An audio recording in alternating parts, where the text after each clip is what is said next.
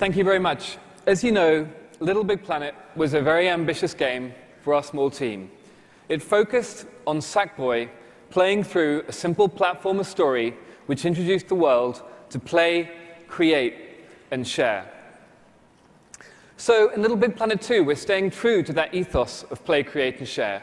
But we're also, as you may have seen in the announcement trailer, massively expanding all of these areas, adding features like the Sackbot non-player characters, or character enhancements like the grapple hook, creative features from filmmaking tools to the 6-axis direct control seat, as well as a load of new community and share features that integrate with the web. But in the end, all of this just comes down to one thing: making fun games. And now you can make any kind. It's a true platform for games. Whether you want to make an RTS, an RPG, a puzzle, a racing game, or even a shooter. So today we're going to focus on that breadth and the new competitive scoring modes, which we showcase how easy it is to bring competition into LittleBigPlanet. I'd like to show you, with the help of my friends here, some examples we've just picked out for you live on stage. First up, we have Super Block Race. This is a super simple dexterity minigame, and it stars our Sackboys racing to match the falling blocks by pressing the X and O face buttons. Using direct control, you can create any mapping from the 6-axis controller to the gameplay. The time penalty for getting a mistake is balanced by the creator, and it's actually hiding a great depth to the gameplay.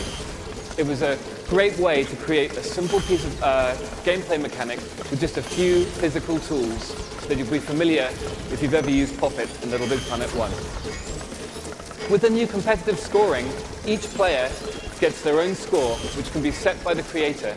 And at the end of the level, here in 2 seconds, you get presented with a neat map so that the winner can celebrate in style. So next up, we have Crashy Crash. It's a kind of top-down sports sumo.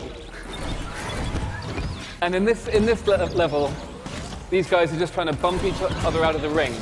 But what the creator's done here is add X and mapped it to give a boost, which adds an element of strategy. Again, it's a really simple game mechanic that was great fun to create using the physical tools. This level also to any piece of the world and make it move exactly how you want, ranging from the central spawn point, which moves objects between layers, to any kind of motion that you can imagine. Once again, at the end of the level, you get a neat grid showing who did what to who and who's the ultimate winner. Lastly, I'd like to introduce you to the glorious chaos of multiplayer competitive action in this Rocket Arena level.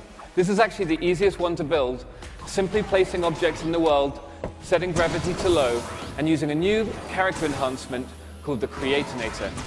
So players out there who've played LittleBigPlanet will be soaking up all of the new features here, but the Creatinator is a hat which you put on Sackboy, and you can set to emit any object, from cows to flowers to rockets in this case. I think let's see who's doing the best. Come on, Green, you're on 0, nul point. Keep going. In the background, you see the holographic material. That's been used by many of our creators to create heads-up displays and things like that. In online, if you use a competitive mode, each PS3 gets its own camera, so it would be really easy to make a gigantic scrolling level in LittleBigPlanet 2. So to wrap up, I'd just like to show you some of footage of the kind of gameplay that you can expect in LittleBigPlanet 2. Because when we were creating these tools, really we wondered, what will the breadth be? We'll stay true to the platforming at the heart of LittleBigPlanet. So what we did was invite some of the top creators down to the Media Molecule offices, and we just gave them 24 hours to run wild with the new tools. We did not give them any tuition or any help. They'd seen nothing. And this is all unedited footage created in one night by some guys, ranging from a kind of gallery shooter here. Sackboy is doing way more than just platforming.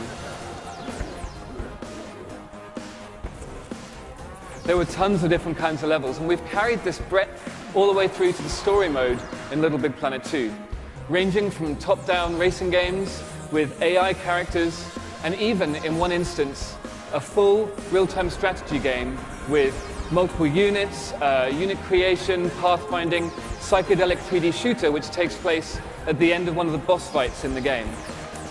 What you just saw was an example of the breadth of the in-game tools, the things that we use at Media Molecule and which our fans and our creators use also, ranging from custom HUDs to all of those features in the RTS. It's super easy and it looks beautiful. With LittleBigPlanet 2, the breadth and the possibilities are endless. You can make any kind of game you can imagine. It's truly a platform for games. Thank you for your attention.